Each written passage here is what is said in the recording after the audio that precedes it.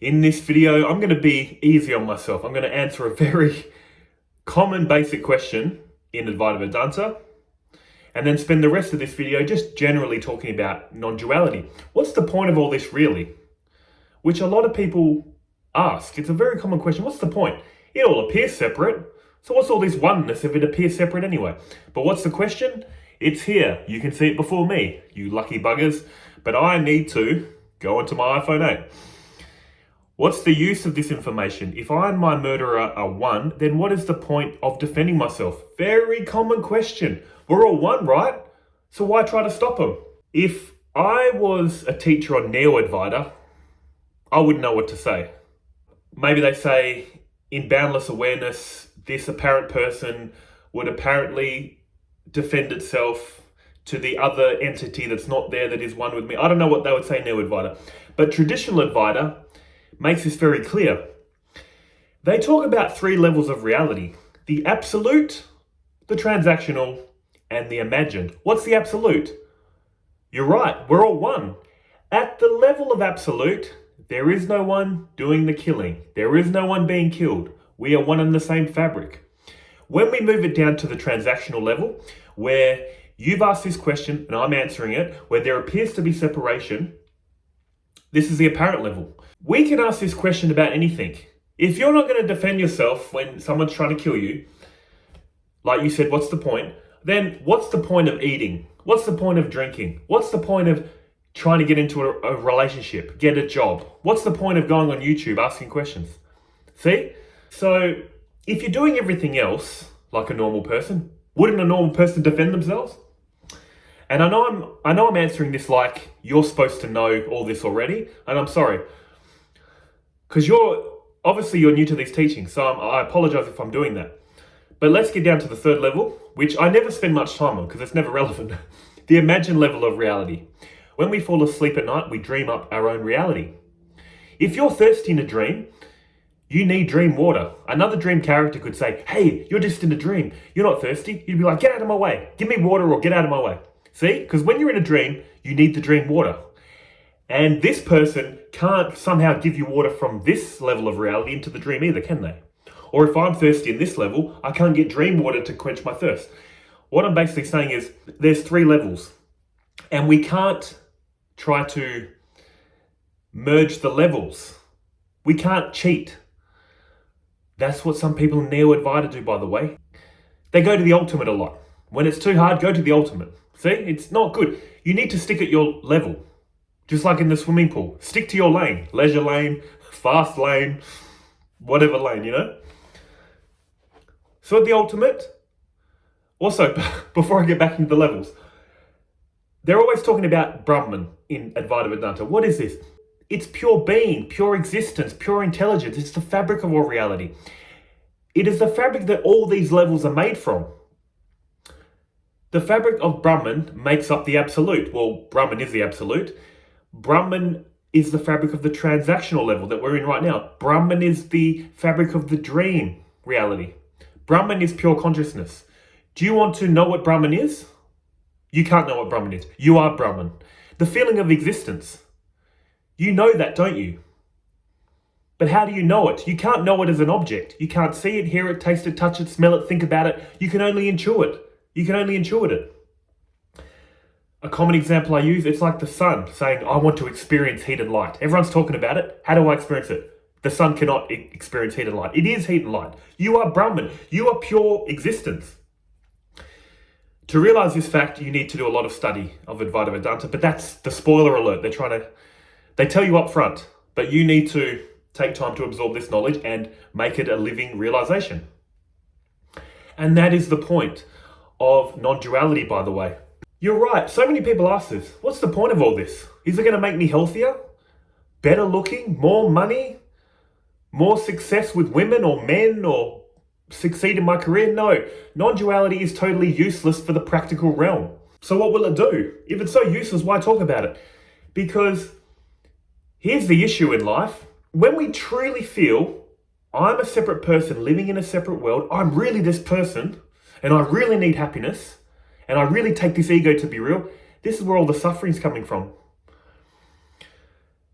Sri Ramakrishna had a great quote. He said, "The teachings of Advaita Vedanta, tie them to the hem of your cloth and then do whatever you like."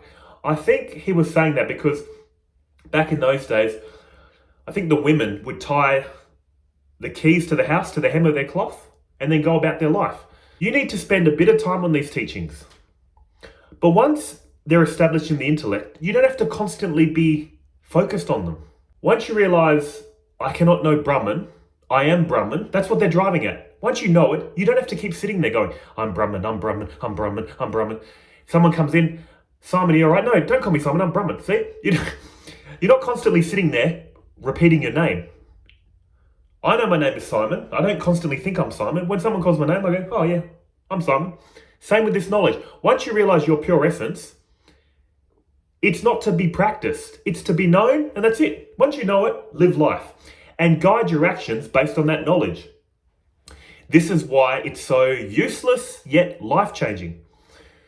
How do I live life? Yes, I make these videos. I talk about this topic. But other than that, I go out and live life. I have a partner. We go out. We interact. We have fun. What's the difference between now and many years ago when I didn't have this knowledge? I walked around this reality thinking, I know how it is. I got very nihilistic. I know how the world works.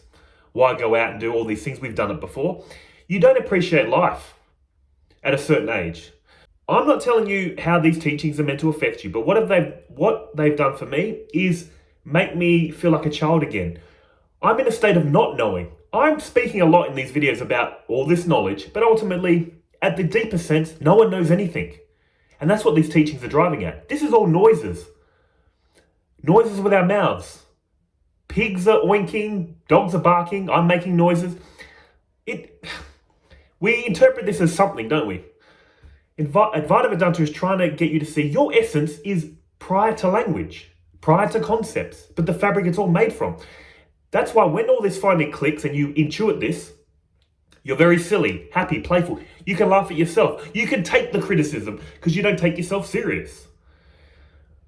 That's the only way I can describe it. It makes your life more playful, happy, silly, like a kid, but you still can be serious. You still can switch into compassion. Because these feelings of happiness, playfulness, appreciation of life is coming from the root of love, of oneness. This oneness you realize at the absolute, I like to say it's like you pull it down into the relative. You pull the non-objective down into the objective. And filtered through an objective mind, it appears separate. But you're not fooled by appearances anymore. It appears separate. You're in a constant state of realizing this is a miracle. Amazing. Also, when dealing with suffering. You're living life, a tragedy happens, something happens to you or a family member, some big event. That triggers the knowledge in me. Basically what I'm saying, how this teaching has affected me is my mind flips between different states depending on my feelings. When I need to do a lot in this world, when I'm very focused, I switch into the person mindset. You need to be a person to get a lot done. That's how I view it. When a tragedy happens, like I said, it flips me into the witness state. I'm the one that's aware of the pain. I'm the one that's aware of the negative feelings. I can distance myself. When I have a feeling of love and energy, I feel closer, like I'm hugging reality or it's hugging me. I feel one. Playful, happy, silly. It's so free-floating and not boxed into any one identity. Before all these teachings, you're the person. You're living a life. That's your only thing, isn't it? You can't get out of it. When you get into these teachings, you hear of the witness state. Now you've got two options. Person, witness state. Person, witness state. But this is a duality, isn't it? Person is a duality, me and the world. Witness state, I'm the witness experiencing the world. The oneness state, where you feel one with all reality. You're flipping between states depending on how you're feeling. Like I said, this is how this teaching has affected me. It might affect you differently. So what's the point of non-duality?